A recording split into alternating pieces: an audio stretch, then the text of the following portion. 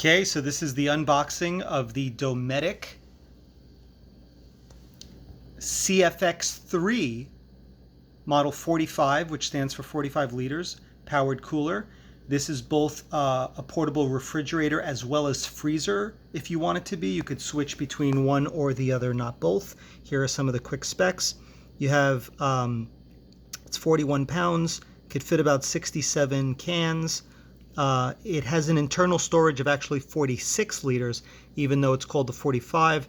This is a big difference between the prior generation, where you had less internal capacity than the stated capacity of the model.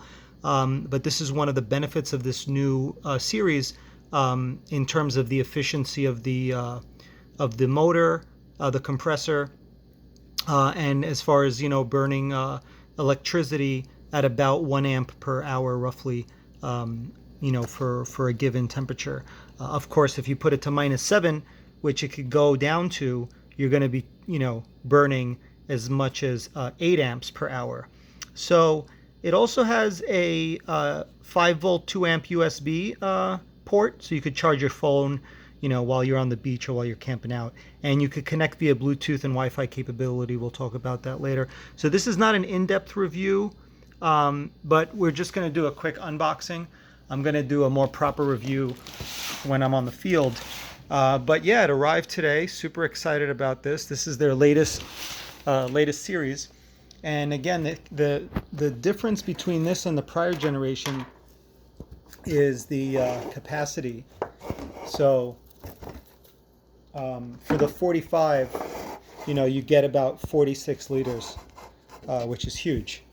In the prior generation, in the CFX model, on the 45, you were lucky if you got I don't know, 44 or something like that. So it was less, maybe even 43. I'm not sure exactly, but don't mind the mess in the background. Had a couple of deliveries here.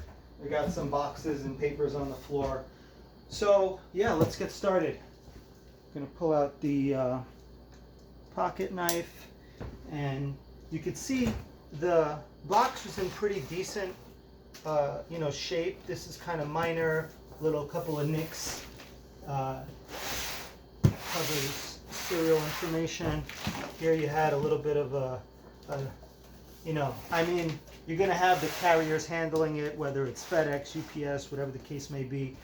Here there's a little thing in there, but it doesn't really look like it affected the integrity, but we'll find out. So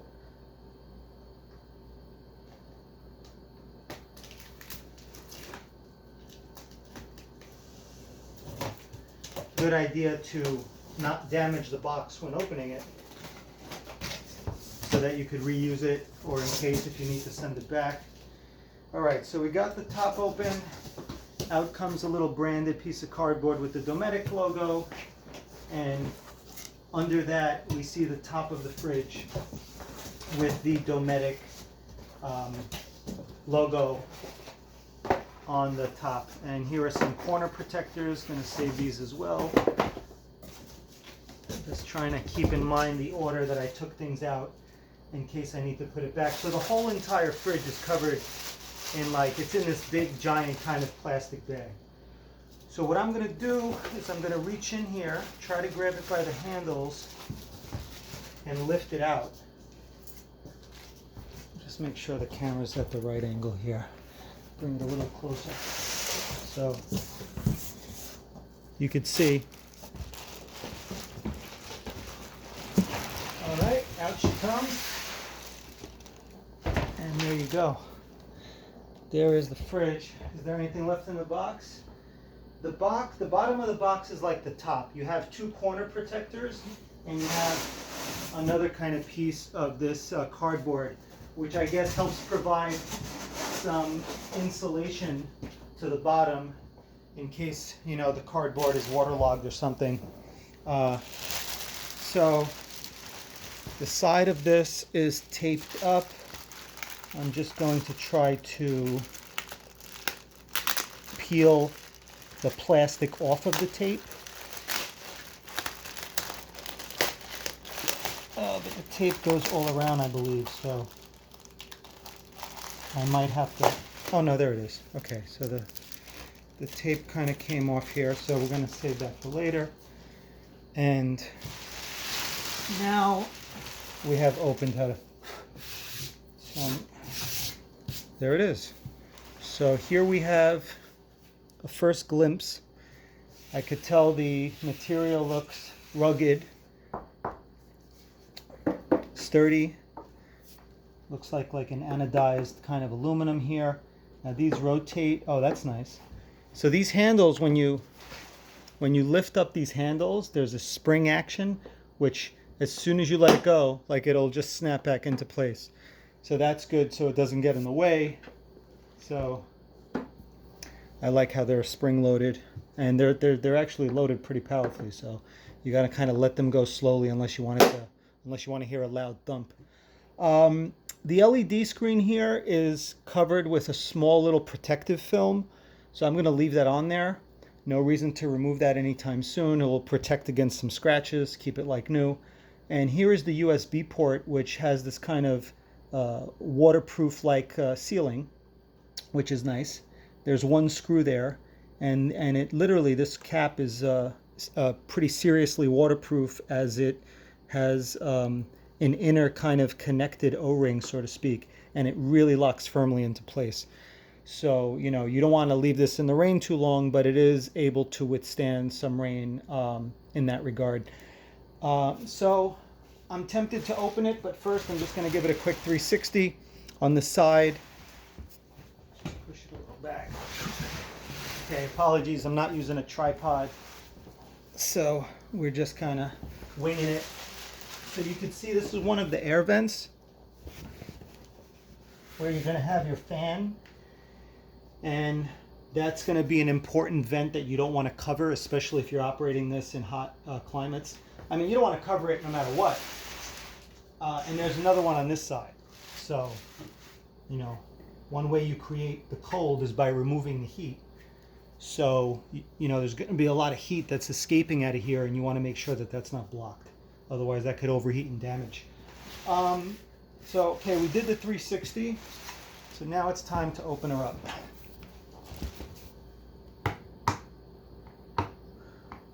Okay, I'm just testing this here.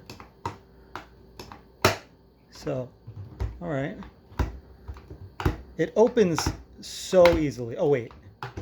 So,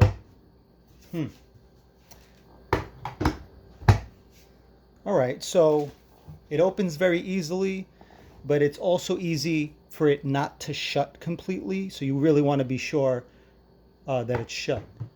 So kind of feels a little flimsy, a little light, but I guess that has to do with just maybe keeping the whole unit light. I'm not sure. It feels like this part could have been constructed a little better. Like if you notice right now, this side right here is protruding about 1 millimeter at the end. So if I push it down, now it's all the way down. So not a major deal. As long as it locks, that's really what matters to me. So let's see. So now it's locked. So yeah, now it's not opening. If I pull from the sides, it's totally locked. So boom, and you're open. All right, so that's, you could see the seal here around here. This rubbery material is kind of what you'll find on a house fridge. So that helps with the seal to lock it. And that goes all around. Okay, we've opened it all the way up. There's some information on the inside in terms of the model number, SKU, serial number, things like that, the rated voltage and power and the amperage, the power rating. So this is at 8.2 amps at 12 volts. That's going to be the highest amount of amps it's going to burn, or 3.5 amps at 24 volt, or 0.80 amps at 120 volt. So I guess we're going to have to pick up the camera and give you a peek inside. So this is what you see inside when you open it. And, you know, there's plenty of capacity in here. I mean, I'm putting my hand in here right now, touching the bottom with an extended finger, and it's down to about almost the middle of my bicep. Okay. So you have a silica gel here that's going to absorb some humidity, which I'm going to leave in there, although I probably won't leave that when it's operating, or maybe I could, depending on the contents and whether the contents I put in here form condensation. Here you're going to have some of your wires. So you have the AC wire for your wall socket for 110 volts, as well as your 12 volt adapter for the car lighter. So yeah, it looks like those are the options here. I'm going to be using this with a solar panel, but I also have an adapter that's kind of a female 12 volt that I could run from the solar panel straight into that, so I don't have to buy an additional wire, which works. Looks like some factory kind of glue or whatever here. All right. Let's see. There's a drain plug on the bottom, and these little things here pop out, which is very convenient because, you know, if you want to, I mean, you don't have to use these, and this divider is also removable, the center divider. So depending on what you're putting in here, there's different ways to manage your contents. I would suggest using small kind of containers, little Ziploc containers or bags, if you want to really pack this efficiently, as opposed to just, you know, putting things in as they are. For example, if you're cooking, you might, you know, have some chilies or some onions, and you could easily pack those tightly, either in a Ziploc bag or in a Tupperware kind of item of various sizes. But you're going to be limited by this overall size. But you could stand a wine bottle in this thing, so, you know, you could easily stand a wine bottle in here. So there's a wine bottle, full size one, and you still got like maybe an inch and a half until this lip, because you got to clear this lip so that this can sit there. But if you put it in the middle, it could be an actually taller bottle. You're going to have probably about 2.5 inches of clearance, whatever the difference is from this lip to this ceiling. So just something to keep in mind. Your bigger items should go in the middle and not around the edges. So that's going to be it for this review right now. I'm not going to be powering this baby up right now. I'm going to save that for a different video. Maybe I'll shoot that next and connect it to this review. I'm not sure. But there's an extensive manual that's also in here, which is not something you want to throw out, even though you could download the manual from the Dometic website. You know, you want to have the printed version that they sent you anyway, and always keep that with you, because there's a lot of warning codes that you want to be aware of, not just to troubleshoot, but also in case, you know, of a malfunction of something. So the warning codes, the troubleshooting codes, the way you operate this, I mean, there's a ton of features. This is a pretty sophisticated unit. Not only can you connect to it via Bluetooth or Wi-Fi, I suggest the Bluetooth, which is more battery friendly for both your cell phone and for the unit. You could put the brightness to the lowest level if you can see it at that setting, and there's different battery setting modes. There's medium, low, and high, where you can set it so that it doesn't drain your car battery. For example, it will detect the voltage of your car battery and automatically shut off. For example, if your battery goes below, 11 volts, which is going to be getting close to it being, too dead to start your car. So there's various settings, medium, high, and low, for the battery charge, for the battery protection. But if you're running it off an independent battery, then you can leave that setting low instead of having it high, where it would cut off sooner. The problem is, though, if you're using a lithium-ion battery, sometimes the voltages of those batteries might drop below 12 volt, even if your lithium battery has a high capacity of electricity still left in it. So you could have 80%, you could be a 100% charge, and maybe when you get to 80% of your battery, the voltage drops below 12, and then the fridge will shut off, basically. So that's something to keep in mind. You might need a voltage regulator because the fridge has no way of knowing that your battery is above 80%. It's just going by what the voltage is. So you want to be sure your lithium ion batteries are putting out at least 12 volts or more while they're, fully charged, and as they discharge up until, they get to zero. Obviously, as they approach zero, the voltage is going to fall, but you don't want the voltage falling at 80%. So you might need there's actually a cord you could buy that Yeti sells, which is a 12 volt regulated cord, or your lithium battery might be a smart one that has that output if it's part of a larger kind of self-sufficient unit. So that's it for now. Again, we're going to plug this in later and make sure it's working fully before we take it out to test it in the field. So I hope you enjoyed the video. Subscribe to YouTube, to Hattube, my channel on YouTube. And remember, this is not just the CFX model, but it's the CFX3. Okay, I'm kind of surprised they didn't put the number 3 over here, because there's also a CFX series, which is kind of the prior generation, like the CFX2 you could call it. This is the CFX3. This is the latest one that just came out in February 2020. So I'm stoked to review this because, again, you get more internal capacity and you get a more efficient compressor. And I'm hoping to set this refrigerator at about a temperature of maybe 40, 50 degrees, and 45, 50 degrees, probably around 45, and just keep like vegetables and stuff like that. So I'm closer to 1 amps per hour in terms of how much electricity I'm going to be using with this when I'm charging it off of solar.